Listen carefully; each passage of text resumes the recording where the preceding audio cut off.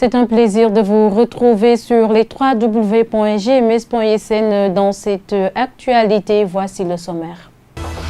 Dans ce sommaire, le lycée Aoun Sané de Bignona est sans administration depuis mercredi. Le proviseur, le censeur, tout comme le surveillant, incriminé dans le scandale lié à l'utilisation du slogan d'Ousmane Sonko sur des copies d'évaluation des élèves. Ces derniers sont tous relevés de leurs fonctions, une décision différemment appréciée par les acteurs du système éducatif. Les élèves de ce lycée, l'IA, tout comme le QSEMS, se sont fait entendre. Vous les entendrez d'ailleurs dans cette édition. Et puis, programme de modernisation des villes, le rêve est devenu réalité. L'État met les bouchées doubles dans la réalisation des routes au niveau de la commune de Ziguinchor. Les quartiers Lindiane et Kandialan ont reçu depuis quelques temps les tracteurs qui sont pieds d'œuvre pour la concrétisation de la première phase du projet. Politique, la campagne électorale pour la présidentielle du 24 février tire à sa fin. Ce dernier virage est marqué par la multiplication des meetings et autres formes de mobilisation. La coalition Benno Bokk Yakaar dans sa pluralité était à Santhiaba, Colobane et à la cité Biagui. Nous y reviendrons dans nos prochaines éditions. Et puis, l'actualité internationale mettra fin à ce journal. C'est tout pour le sommaire, le développement. Bienvenue à tous. La situation au lycée Aoun Sané prend une autre proportion. En effet, les élèves sont entrés dans la danse ce jeudi. Ils ont porté des brassards rouges et à 9h, ils sont sortis des salles de classe et n'entendent pas reprendre les cours tant que le proviseur, le censeur et le surveillant relevés de leurs fonctions mercredi ne sont pas rétablis dans leur poste. Pour l'heure, ils ont décidé d'aller déloger leurs camarades et autres établissements, des autres établissements plutôt, avant de tenir une assemblée générale au rond-point Émile Badiane. C'est dans ce compte rendu signé Lamine Badiane. C'est un problème qu'on devait régler amiablement. Mais le problème est allé jusqu'au niveau de l'IA et ces derniers ont décidé que notre censeur, notre proviseur, ainsi que le gars chargé des photocopies, de les relever de leurs fonctions. Une situation que nous élèves, nous déplorons. Chose pour laquelle, aujourd'hui, nous avons boycotté les cours pour démontrer notre mécontentement. Chose pour laquelle nous avons décrété 72 heures. Et je lance un message aux élèves. Moi, personnellement, et je pense que tous les élèves des établissements de Bignona, nous sommes prêts à apporter notre soutien. On est prêts à se donner corps et âme pour qu'ils nous rendent notre censeur et notre proviseur, ainsi que le surveillant. Vous n'allez pas retourner dans les classes? Non, j'espère que ça dépend d'eux. Sur les restes, revenir, continuer leur activité, nous allons travailler sans problème. Ah oui? Nous, on n'est pas là pour faire la violence. C'est juste essayer de régler ça d'une manière pacifique. Oui, oui.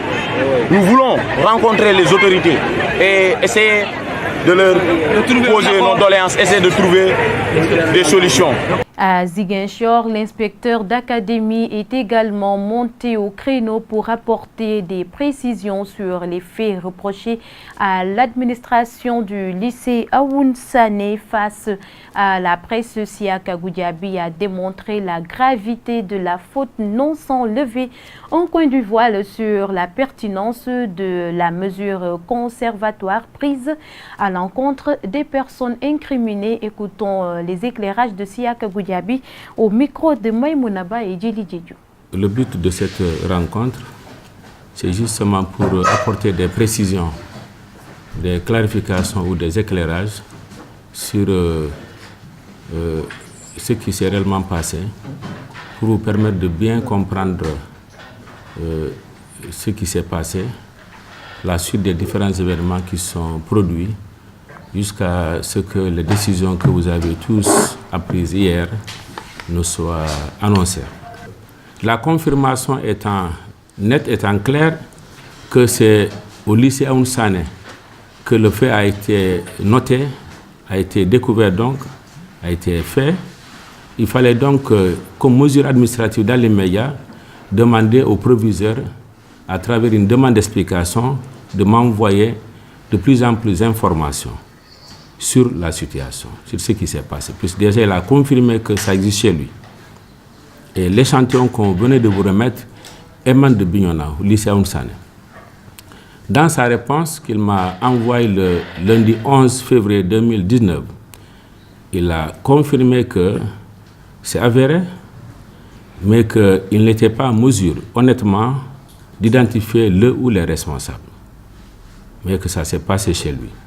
Et que personne, parmi les personnes impliquées dans la chaîne de réception, transmission, reprographie et administration des épreuves, personne ne l'a tenu informé.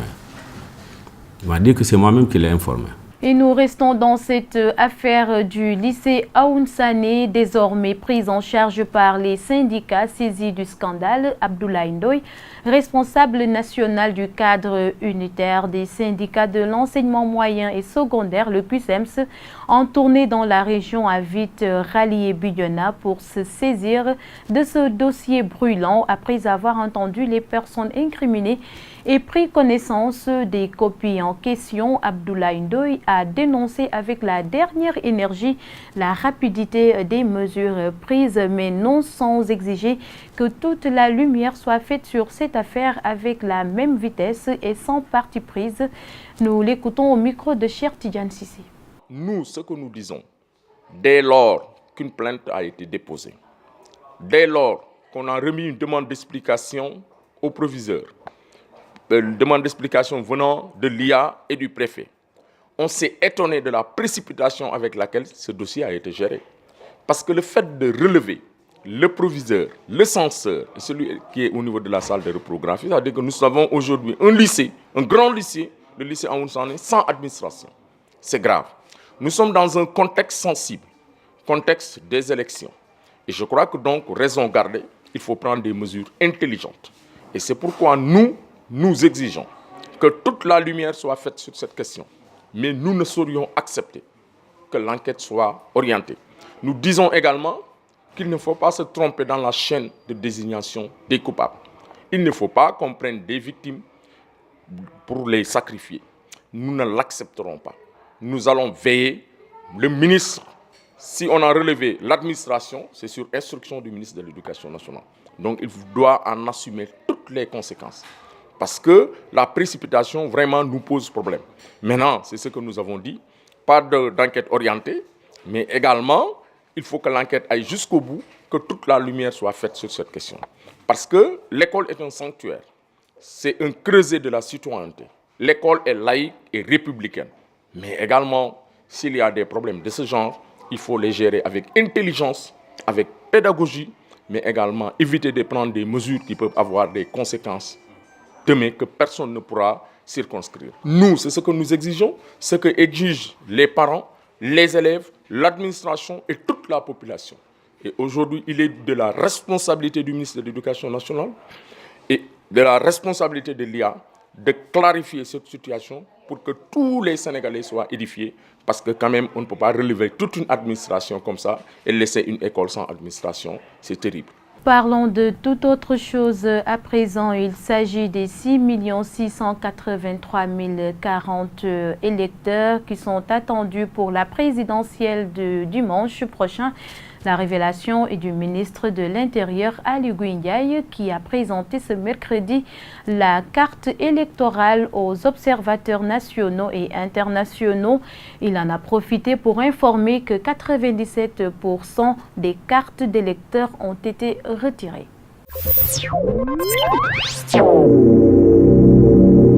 Je le disais au sommaire, les travaux du programme de modernisation des villes ont démarré dans la commune de Ziguinchor, notamment dans les quartiers Lindiane et Kandialan. Les populations rencontrées sur place affichent leur satisfaction. C'est dans ce reportage signé Boubacar Sambou que je vous propose de suivre. C'est parti pour la concrétisation du Promoville. Dans la commune de Ziguinchor, les quartiers Lindiane et Kandialan ont déjà reçu les premiers coups de pioche de ce programme de construction routière, ce qu'apprécient les populations. La route là, qui vient de démarrer de Kandialan ouest en allant vers l'école Matar Djemmé jusqu'à Kandialan Est Donc la population de Kandialang est très contente d'avoir ces réalisations-là que nous avons tant rêvé durant des années. Parce que le problème de Kandialang, c'est les routes.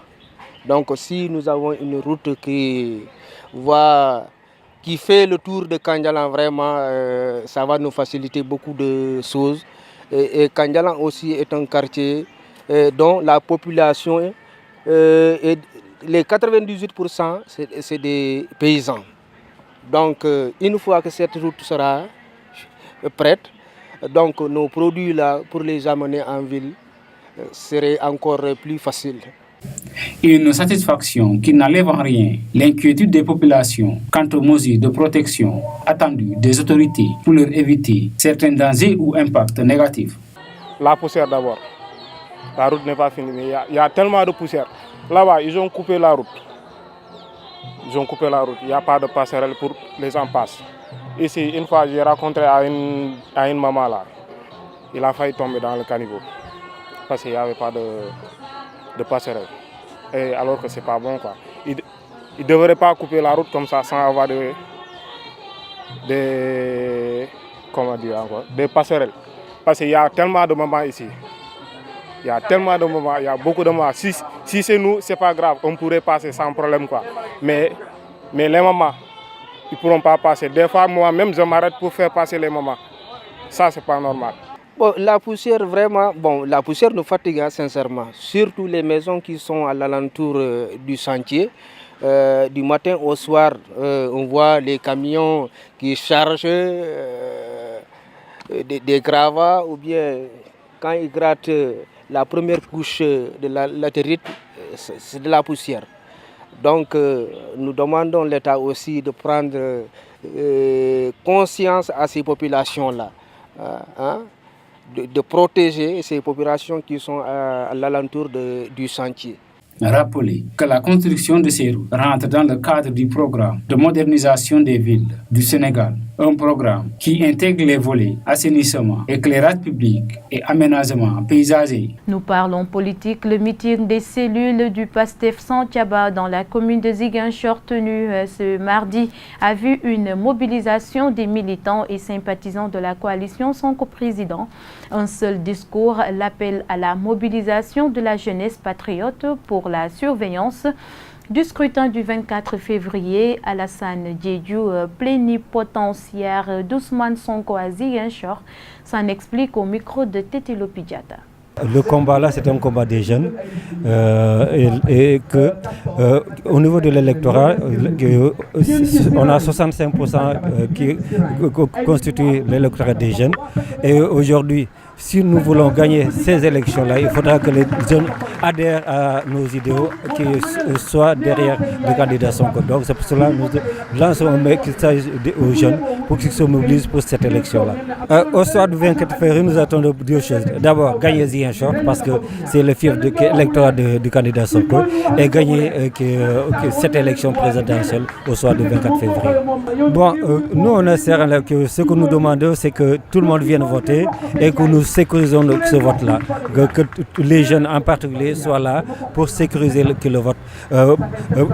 On nous parle de tentative de fraude, mais ce que nous voulons, c'est que nous sécurisions ce que nous mettons dans les urnes. Donc là, je lance un appel à la jeunesse pour qu'elle soit vigilante pour sécuriser le vote et qu'elle soit là jusqu'au dépouillement du vote. Et puis à quelques jours de l'élection présidentielle, le point focal régional de l'Observatoire électoral à Ziguinchor affirme que toutes les dispositions ont été prises pour un bon déroulement du scrutin. Selon Moussa Saro, 95 observateurs seront déployés sur toute la région de Ziguinchor.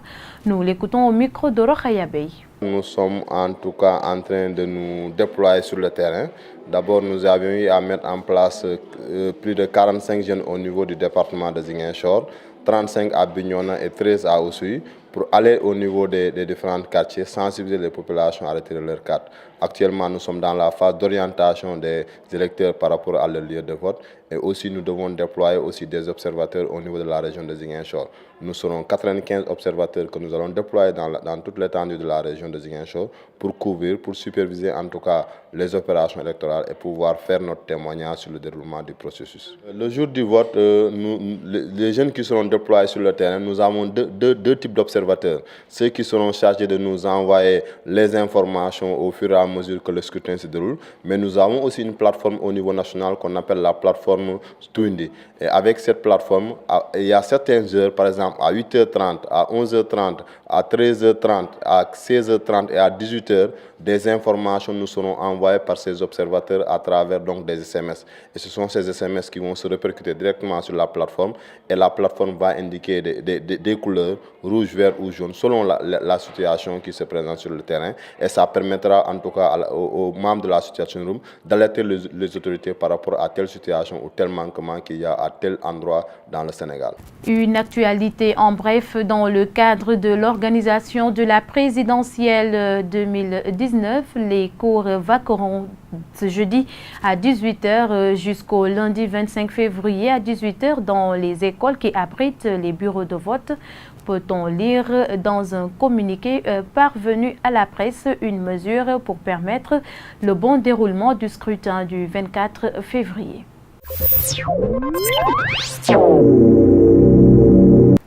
Et puis l'actualité internationale illustrée en bref et en images. À l'ouverture du sommet inédit sur la lutte contre la pédophilie dans l'Église, ce jeudi au Vatican, le pape François a réclamé des mesures concrètes et efficaces. Ces 3 jours sont destinés à convaincre les chefs de l'Église catholique dans le monde de leur responsabilité individuelle face aux agressions sexuelles sur mineurs, dont les victimes en colère réclament un électrochoc et la tolérance zéro. Le peuple de Dieu nous regarde et attend de nous non pas des simples et évidentes condamnations, mais de préparer des mesures concrètes et efficaces, a dit le souverain pontife en donnant le coup d'envoi du sommet. Il faut du concret, a-t-il martelé en s'écartant dans un texte préparé à l'avance. Aux États-Unis, deuxième rencontre entre Donald Trump et Kim Jong-un dans une semaine au Vietnam. Avant le sommet, le président américain interpelle son homologue nord-coréen. Donald Trump demande à Kim Jong-un de faire des gestes significatifs s'ils veulent une levée des sanctions américaines.